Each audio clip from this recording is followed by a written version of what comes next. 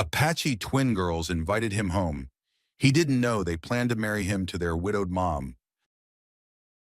Before we dive into the story, don't forget to like the video and tell us in the comments where you're watching from. Richard had been moving west for 3 days without stopping longer than it took to water his horse and check his gear, because stopping too long invited questions, and questions led to attachments, and attachments had a way of costing more than they gave back. His purpose was simple and narrow. He carried supplies between two trading posts that preferred not to deal with towns, not to be known, and not to owe favors. He was paid to move quietly, arrive on time, and leave without stories following him. That was the kind of work that suited him. The afternoon light was sharp and unforgiving, washing color out of the land near the cottonwood flats, and Richard kept his eyes forward, already calculating how far he could push before dusk made the trail less honest. His shoulders were tight, not from the ride, but from the constant low tension that came from years of learning that danger rarely announced itself loudly. He rode alone by choice. Men who stayed alone long enough learned to hear things others missed and to trust the weight of their own decisions without needing approval. He noticed the movement before his mind shaped it into meaning. Something shifted near the brush ahead, too deliberate to be wind, too controlled to be an animal. His hand moved closer to the reins, and his posture adjusted without conscious thought. The result of habits built through loss and narrow escapes he did not revisit unless forced. His heart rate lifted slightly, not into panic but into readiness. When the figure stepped into view, his first reaction was confusion, followed immediately by a tightening in his chest that had nothing to do with fear. Two children stood in the open, small and still, positioned where the trail widened, as if they had chosen the spot deliberately. They were Apache girls, twins by their faces, about 8 years old, their frames thin but not fragile, their clothing worn down to function rather than dignity. Richard slowed his horse to a halt and stayed mounted, his eyes scanning past them first, checking the line of trees, the shallow draw, the open ground behind. He did not see riders. He did not hear voices. That absence bothered him more than an ambush would have. Children did not stand like this unless they had learned not to run. The girls did not step back when his horse shifted or when leather creaked under his weight. One of them watched his face. The other watched his hands. That detail lodged in his mind and stayed there. Someone had taught them what mattered. He spoke carefully, choosing a tone that would not frighten them or invite challenge. "Where are your people?" The girl on the left pointed toward the low hills, her arms steady, her fingers straight.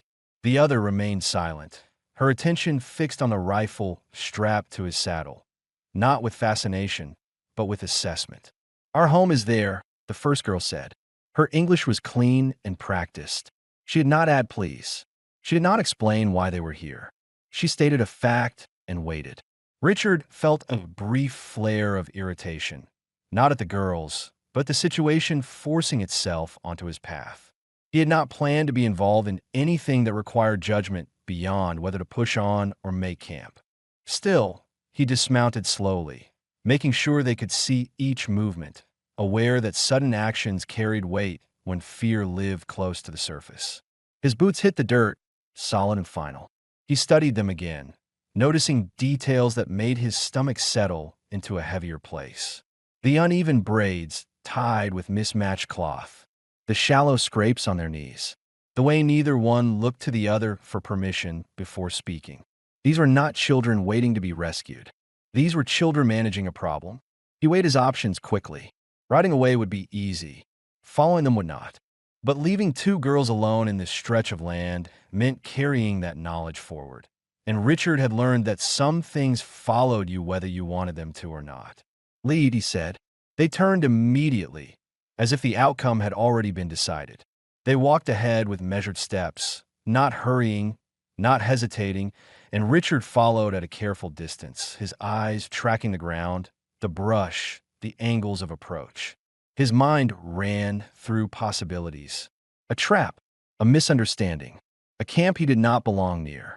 But alongside those thoughts was another, quieter one, pressing in despite his effort to ignore it. Someone had taught these girls to trust action over words.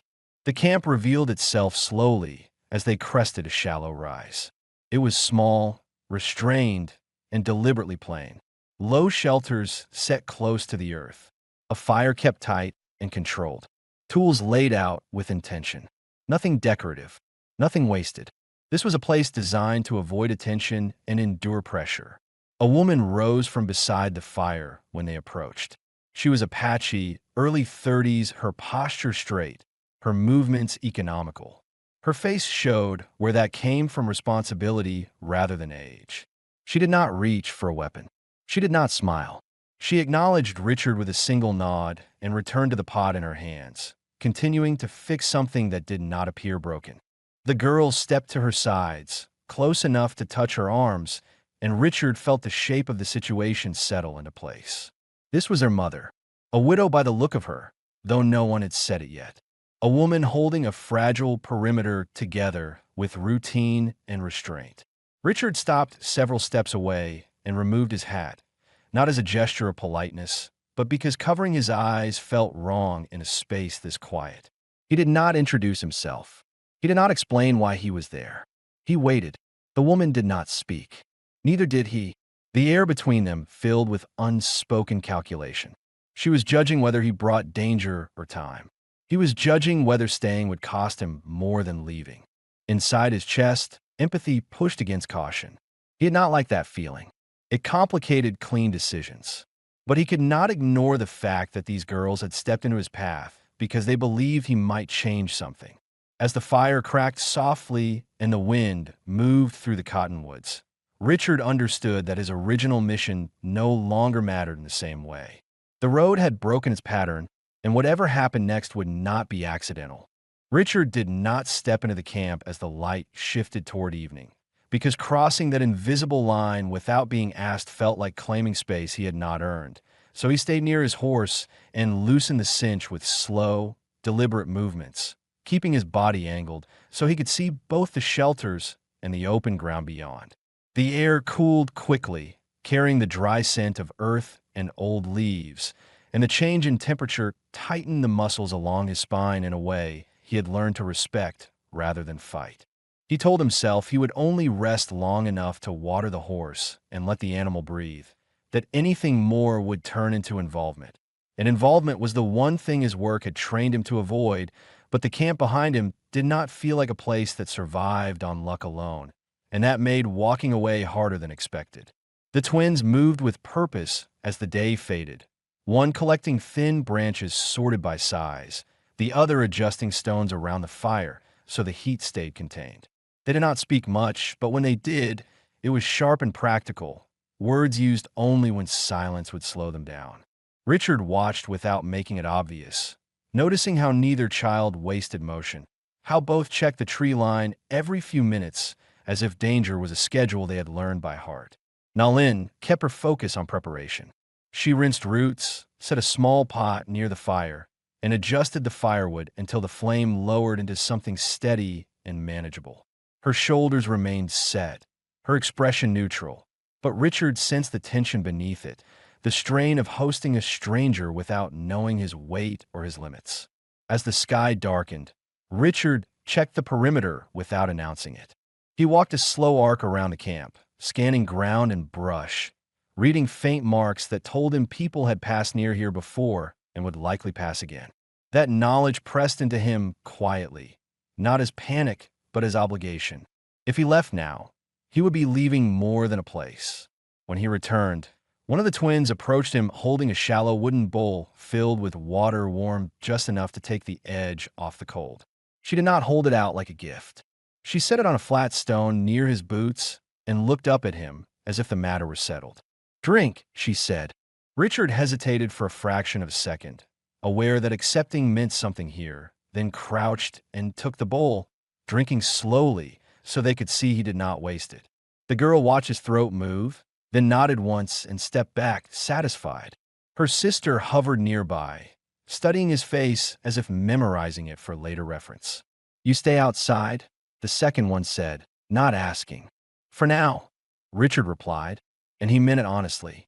As darkness settled fully, Nulin finally addressed him without turning around. "You're not from a nearby camp." "No," Richard said. "You're not a soldier." "No." She paused, considering the space between statements, then spoke again. "You can leave before morning." Richard heard the warning beneath the permission. He understood it as a line drawn clearly, not cruelly. "I could," he answered. She glanced over her shoulder, her eyes meeting his briefly in the firelight, then returned to her task without comment. The twins finished their meal quickly and lingered near Richard instead of retreating to the shelter. One sat cross-legged close enough that her knee brushed his boot. The other leaned against a wooden post, arms folded, watching the dark like she expected it to speak.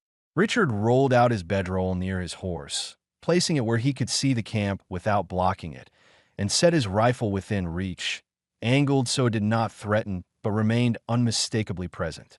He removed his coat and folded it carefully, the routine grounding him, reminding him of nights spent alone where responsibility ended with his own survival. This night was different. He felt it in the way the twins tracked his movements, in the way Na Lin adjusted her position so she always stayed between the shelter and the open ground, and in the way the firelight made the camp feel both fragile and defiant.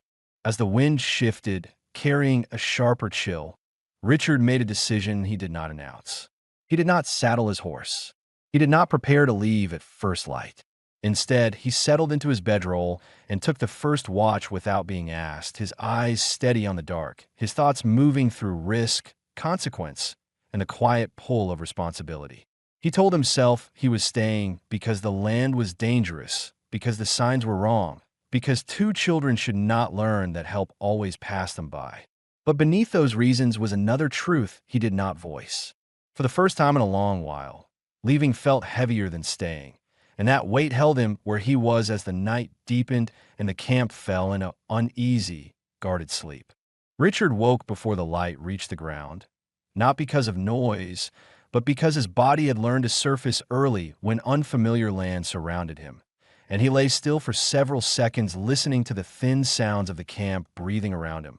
The low shift of fabric inside the shelter, the soft crack of cooling embers, the distant scrape of a bird moving through dry branches. His horse stood calm, head lowered, rein slack, a good sign that nothing had come close during the night. He sat up slowly and checked the sky, noting the thin gray line forming at the horizon, and with it came a quiet assessment that surprised him. He felt rested, not fully, but enough to notice the difference. Staying alert through the night had not drained him the way it usually did. The responsibility had sharpened him instead of hollowing him out. That realization unsettled him more than exhaustion would have. The twins emerged first, barefoot, silent, already awake to the work of the day. One carried a small bundle of kindling nearly as long as her arm. The other dragged a shallow pail across the dirt, the metal scraping softly. They noticed Richard immediately, not startled by his presence, but reassured by it, and he caught the quick exchange of looks between them, a private confirmation that he had not disappeared. He rose and stretched his shoulders once, then took the pail from the girl's hands without comment and filled it at the seep near the rocks, testing the water with his fingers before carrying it back. The girl followed closely, watching how he walked, how he balanced the weight, how he set it down without spilling. When he finished, she nodded and moved on, task completed. Nalin stepped out of the shelter shortly after, her movements steady but deliberate, eyes scanning the edge of the camp before settling briefly on Richard. She did not greet him. Instead, she shifted a pot closer to the fire and adjusted the stones beneath it, her attention fixed on keeping the flame controlled. "You watched," she said, not looking at him. "Yes." She accepted the answer without further comment. But Richard noticed the slight release in her posture, a fraction less tension across her shoulders, and he understood that last night had not been a courtesy to her, but a test. The morning work unfolded without instruction. One twin sorted dried roots by size. The other checked a snare line near the edge of the trees, returning with a short shake of her head. Richard followed her path and examined the line more closely, finding the knot loosened in a way that suggested hurried hands, not weather. He felt a brief spike of anger, sharp and contained, and then the familiar discipline that forced it back down into usefulness. He returned to the camp and spoke plainly. The line was disturbed, not an animal. Nalin paused with a strip of hide in her hands, her fingers tightening once before resuming their work. How recent? Since yesterday. She nodded, absorbing the information without dramatics, and shifted her stance so she faced the tree line more directly. The twins, hearing the tone change, drew closer together but did not stop what they were doing. Richard recognized that behavior too. Fear acknowledged, not indulged. Later, when the fire burned steady and food simmered quietly, one of the twins approached Richard with a narrow wooden board and a length of rawhide. She pointed to a damaged frame near the shelter where a support had cracked. "Fixed," she said. Richard examined the break, crouched, and tested the wood with his thumb. He retrieved his knife, cleaned the blade on his trouser leg, and began trimming the rawhide with careful, measured cuts.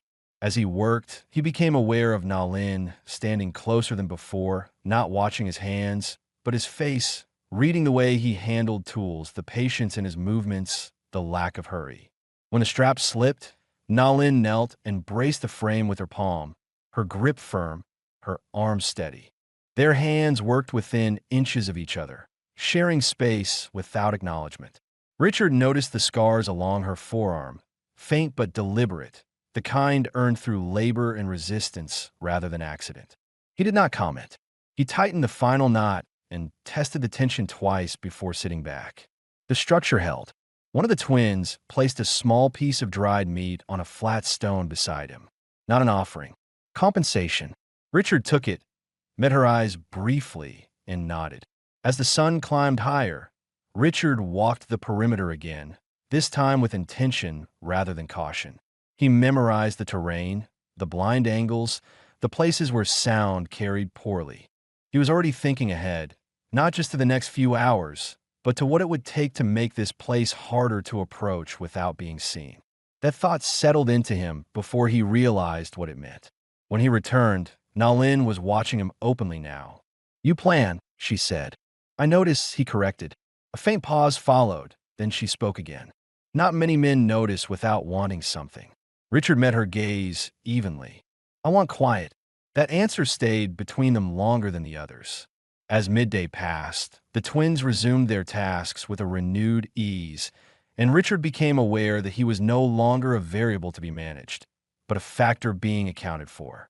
He did not know yet whether that was a place he intended to keep, but the decision was no longer abstract.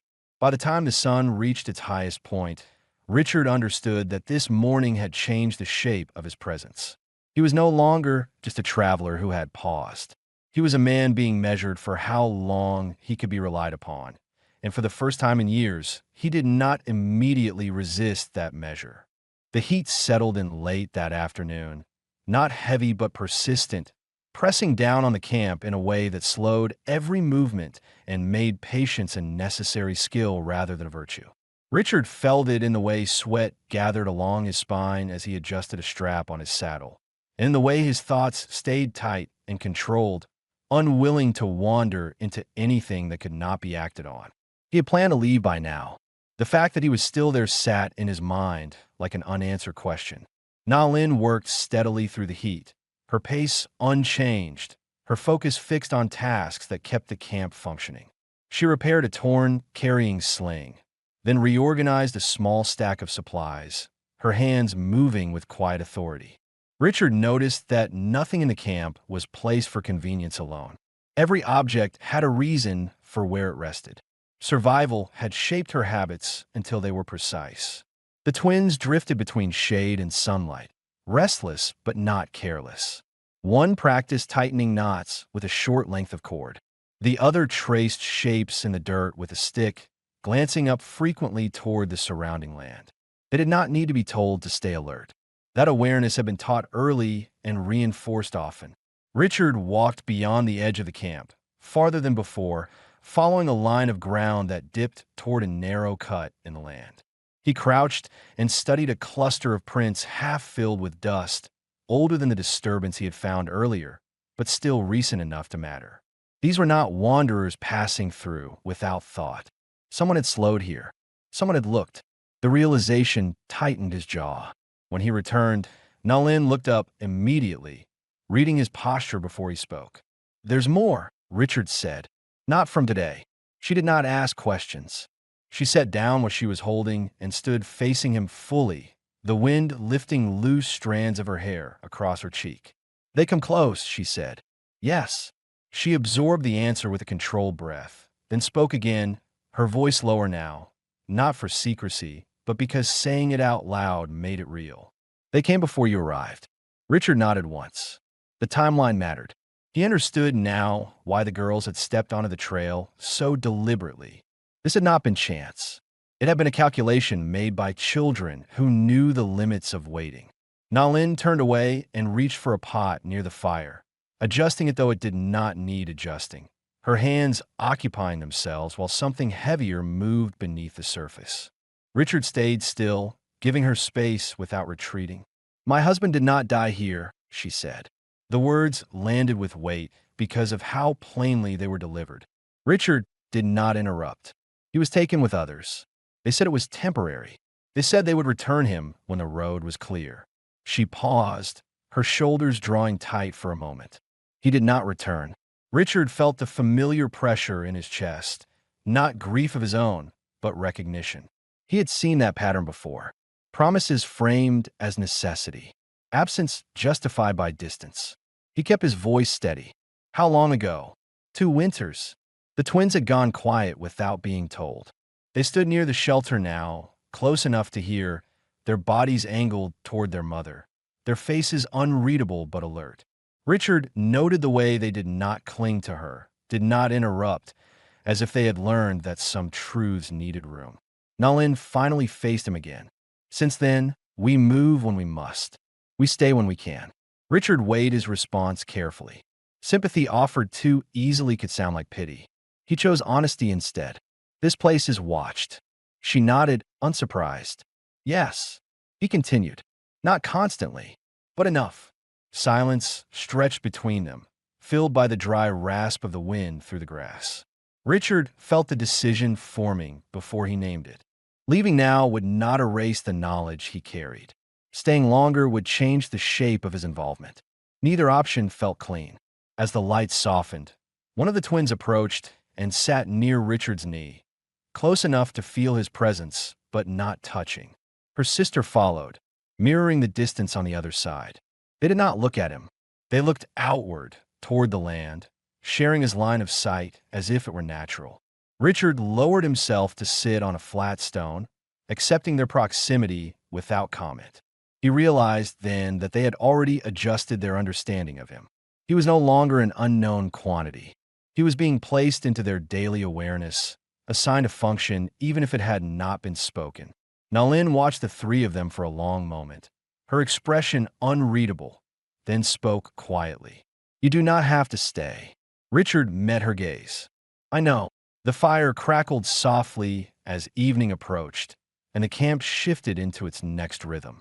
No decisions were declared. No promises were made. But something had been acknowledged that could not be taken back. Richard felt it settle into him with uncomfortable clarity. This was no longer a pause along the road. It was a moment where leaving would require more effort than remaining, and for the first time since he had chosen a life defined by distance, he did not immediately move away from that weight. The day began with a change in the air that Richard felt before he understood it. A faint tension that made the land seem closer, as if the distance between things had narrowed overnight.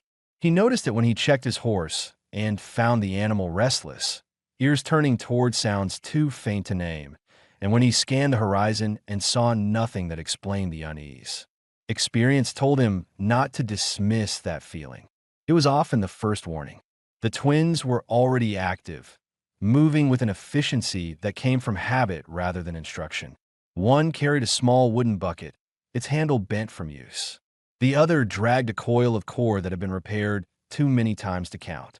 They approached Richard together and stopped directly in front of him, blocking his path without hesitation. One of them lifted the bucket toward him and tilted her head slightly, indicating the shallow seep near the rocks. The other pointed to the cord and then toward the tree line where the snare line ran. They did not explain. They did not ask. The request was implicit and structured. Richard felt a brief, sharp awareness of what was happening. They were assigning him tasks, not as a guest, not as a helper, as someone expected to carry part of the load. That realization brought a mix of resistance and something closer to respect. He could have refused. He did not. He filled the bucket first, testing the water before carrying it back, then took the cord and followed the snare line into the thin cover near the trees. He crouched and inspected the damaged section carefully, noting where the fibers had been cut clean rather than frayed. This had been done deliberately, likely to see how the camp would respond.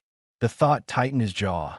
As he worked, he became aware of Na Lin watching from a distance, not interfering, not directing. She allowed the situation to unfold on its own terms, observing what he did when responsibility was placed in front of him without ceremony.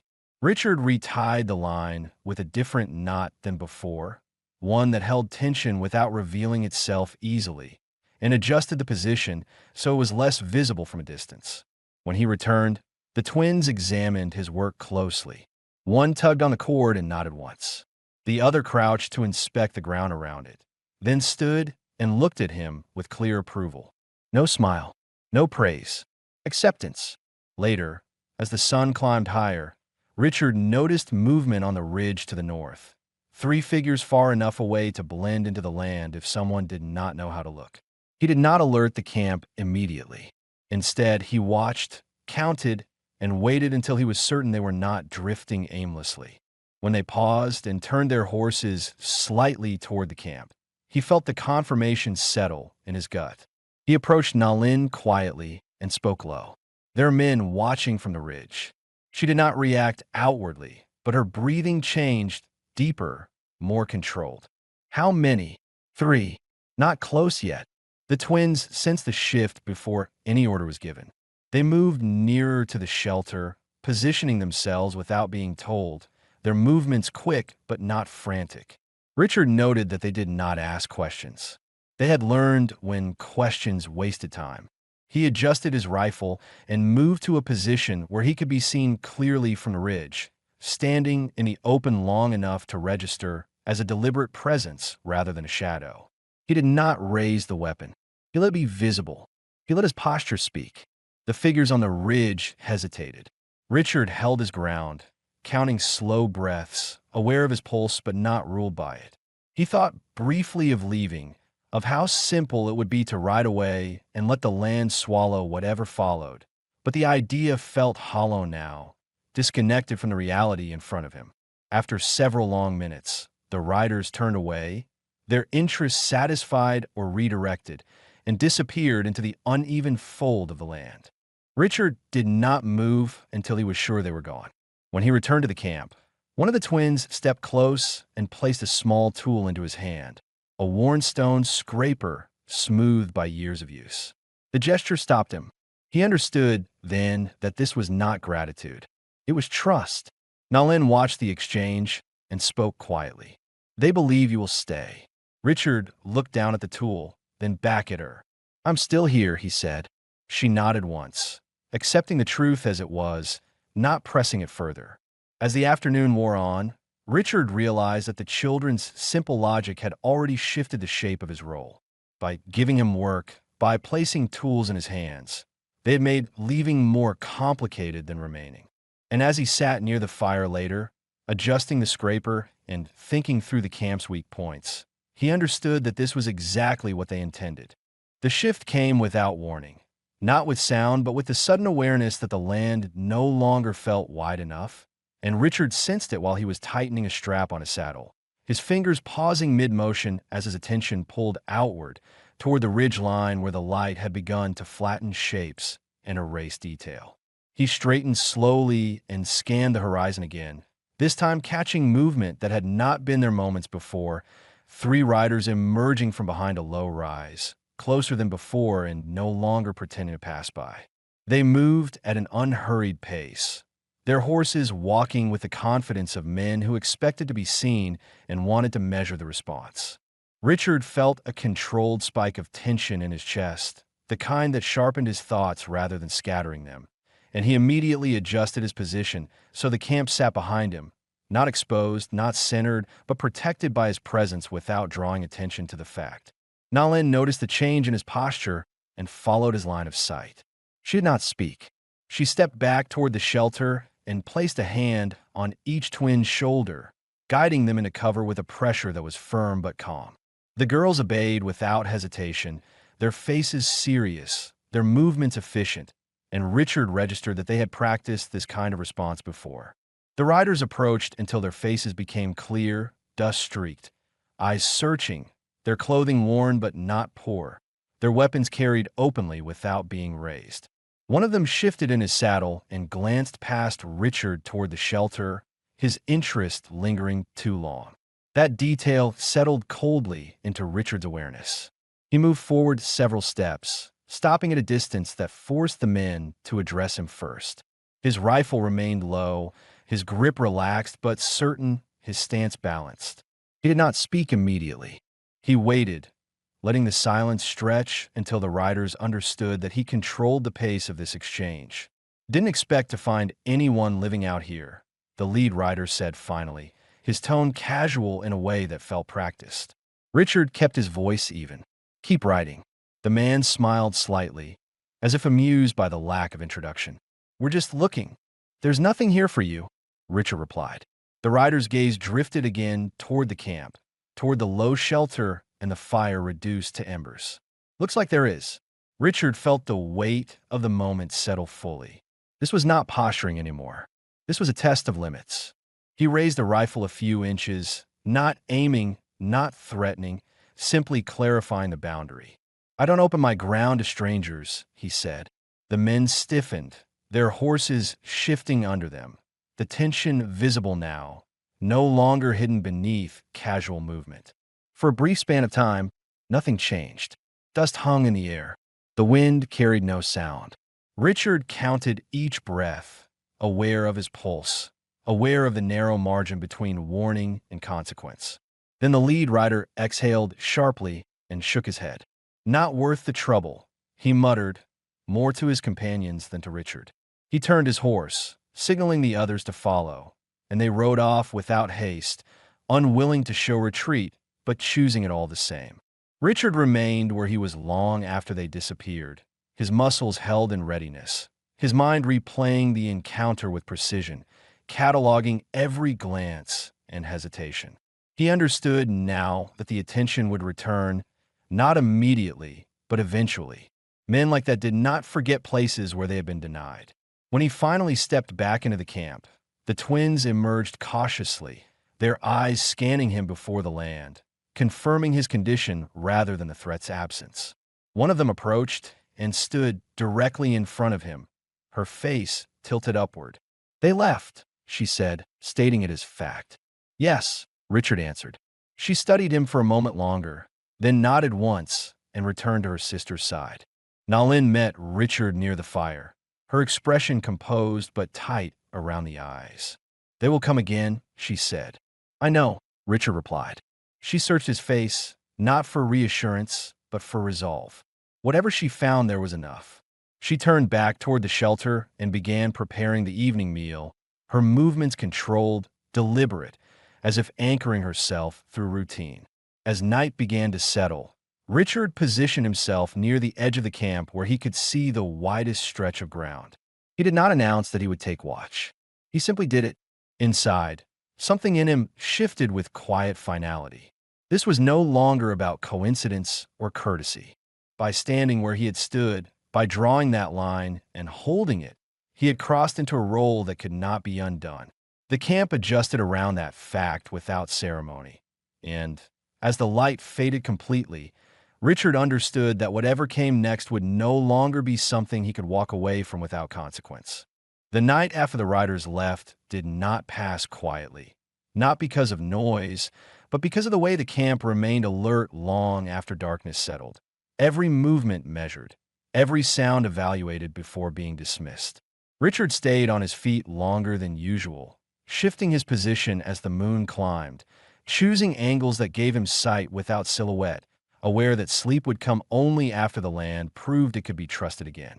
Near midnight, he sensed presence behind him before he heard footsteps, and when he turned, one of the twins stood there, wrapped in a thin blanket, her hair loose around her shoulders, her eyes steady in the low light. She did not startle at his movement. "You didn't leave?" she said. Richard kept his voice low. "No."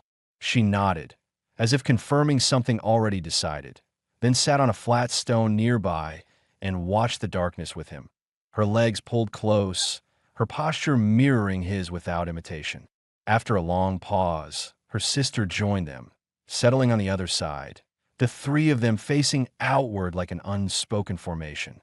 They did not speak again until the night thinned and the stars began to fade. When the first gray hint of morning reached the edge of the sky, the twins stood together and walked back toward the shelter, leaving Richard alone with the cooling air and a strange sense of being observed by more than eyes. By full daylight, the camp moved again, slower than usual, as if everyone was waiting for something to be named.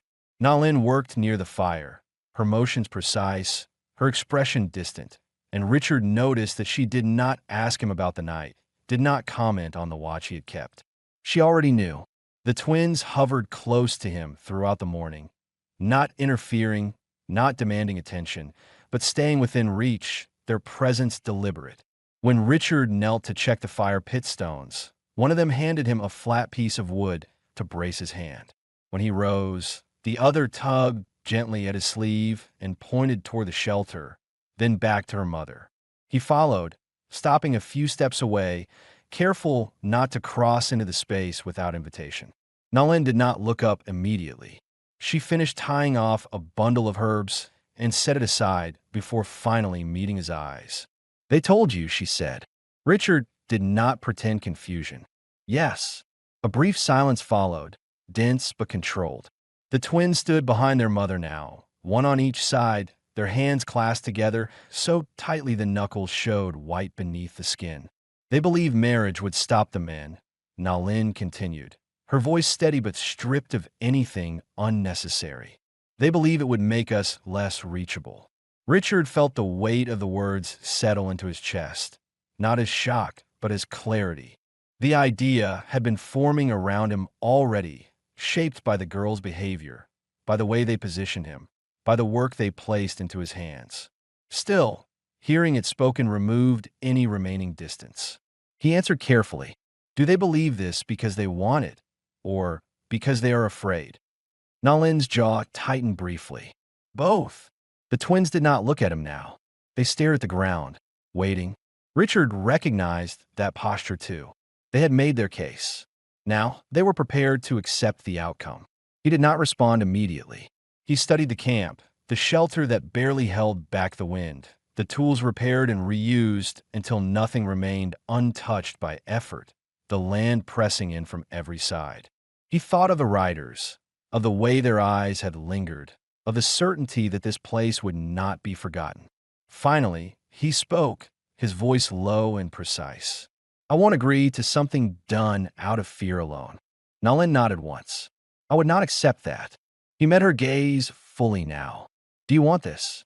The question hung between them, stripped of ceremony, leaving no place to hide. Nalin did not answer right away. Her eyes moved briefly to her daughters, then back to Richard. The pause stretched, long enough to be honest. "I want them safe," she said at last. "And I'm tired of running."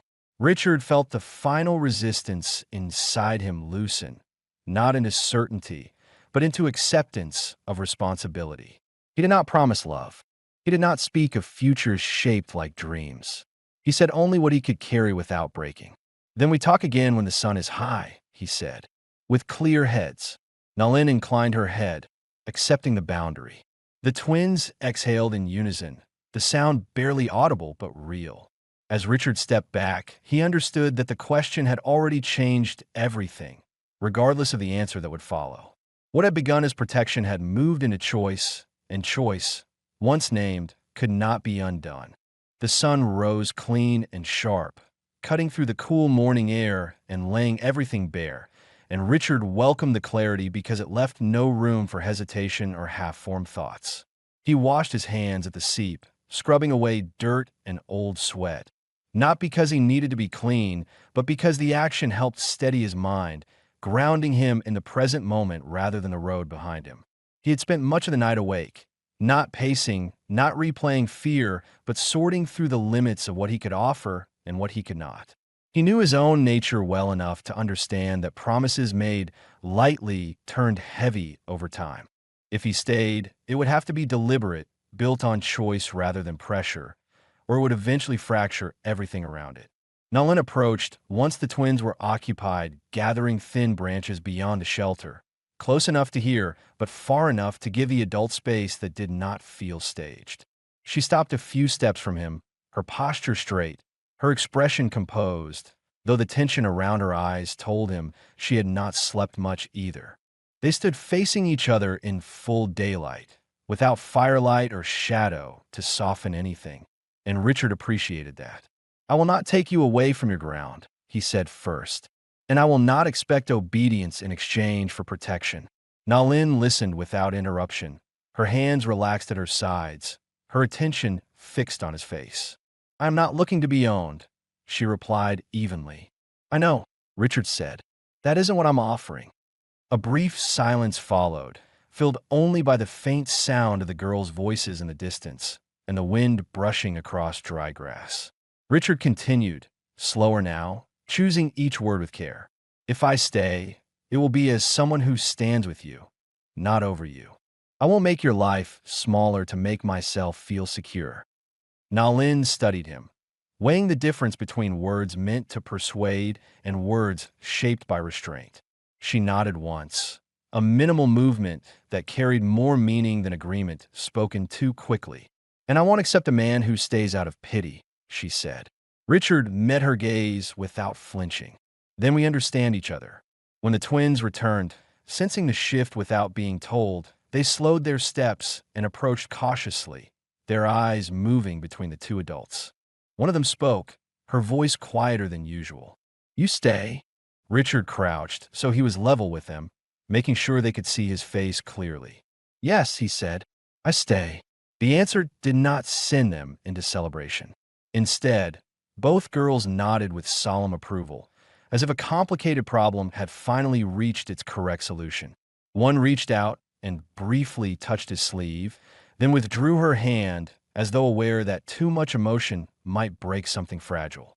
The rest of the day unfolded with practical purpose. Richard rode out alone and returned with what he could secure quickly and cleanly. 2 plain metal bands bought from a trader who asked no questions and received no explanation. There was no bargaining beyond what was necessary. Richard paid and left, unwilling to turn the act into anything more than it needed to be. Back at camp, he set the bands on a folded piece of cloth near the fire and stepped away, allowing the decision to remain mutual rather than claimed. Nalin approached them slowly, lifting one between her fingers, testing its weight, its simplicity. "This is enough," she said. As evening approached, the camp felt different, not lighter, but steadier, as if uncertainty had been replaced by a shape everyone could now work around. The twins moved with new focus, their tasks completed quickly, their glances toward Richard no longer checking whether he would vanish, but acknowledging that he had chosen not to. When night settled again, Richard positioned his bedroll closer to the shelter, not inside yet, but no longer distant. He set his rifle down in the same place he always did, visible, reliable, part of a routine the girls had already learned to trust. Nalin sat near the fire, watching the flames burn low, and Richard joined her without speaking. For a long time, neither of them felt the need to fill the space. The decision had already been made, not with grand declarations, but with clear limits and shared understanding. Richard felt the final weight of the road lift from him then, not replaced by excitement, but by responsibility he accepted without resentment. Tomorrow would bring formality. Tonight, it was enough to sit where he was, knowing that he had stopped moving not because he was trapped, but because he had chosen to stay. They chose the morning carefully, not for tradition, not for witnesses, but but because daylight made intentions visible and left no space for doubt. The sky was clear, the air cool enough to stay sharp, and the cottonwoods stood still, their leaves barely moving, as if the land itself had settled into agreement. Richard rose early and brushed down his coat with slow, deliberate strokes, smoothing seams that had been repaired more than once, then set his hat aside and washed his hands again, not out of habit this time, but out of respect for what the day represented. He felt no rush. There was nothing left to outrun. Nalin prepared quietly, tying her hair back with a clean strip of cloth, adjusting her deerskin dress until it sat comfortably on her shoulders, not chosen to impress, only to stand honestly in. Her movements were steady, but inside she felt a calm she had not known since before loss had narrowed her life into constant calculation. This was not rescue. This was alignment. The twins stayed close, dressed in their cleanest garments, their braids tightened with care, their faces solemn but bright with certainty. They did not fidget. They did not whisper plans. What they had wanted had already taken shape.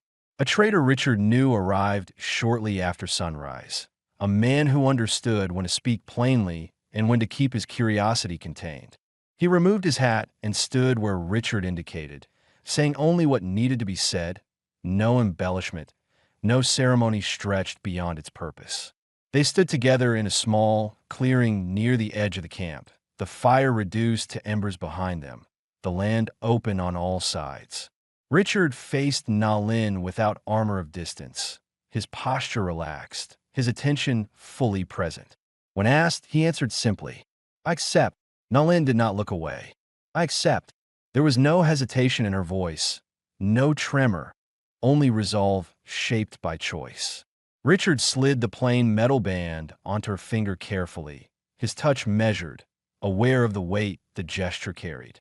She did the same for him, her hand warm, her grip steady, sealing something practical and lasting. The twins stepped forward together and pressed close, one on each side, not clinging, not claiming, simply standing where they belonged. Richard rested a hand on each of their shoulders, feeling their small strength beneath his palm, and in that moment he understood that family did not always announce itself with joy or noise.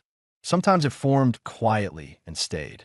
They returned to the camp and shared food prepared from what they had, bread broken by hand, roots cooked slowly, meat divided evenly. No one rushed. No one held back. The circle they formed felt complete without explanation. As the light softened, Richard carried his bedroll into the shelter and laid it near the edge, leaving space without being asked. He placed his rifle by the doorway in the same position it had rested each night before, a familiar marker that told the twins the perimeter was still held. Later, when the girls slept deeply, their hands no longer clenched in readiness, Nalin sat beside Richard near the dying fire. She reached out and rested her hand on his wrist, not seeking reassurance, only acknowledging presence. "You stayed," she said quietly. "Yes," Richard replied. "I'm here." There was no need to say more. Outside, the land remained wide and demanding, but the camp no longer felt exposed. The road that had carried Richard for years no longer pulled at him, and the uncertainty that had once defined Nalin's days loosened its grip. What remained was steady and real. A home shaped by decision, a family formed by choice, and a future that did not need to be imagined loudly to be true.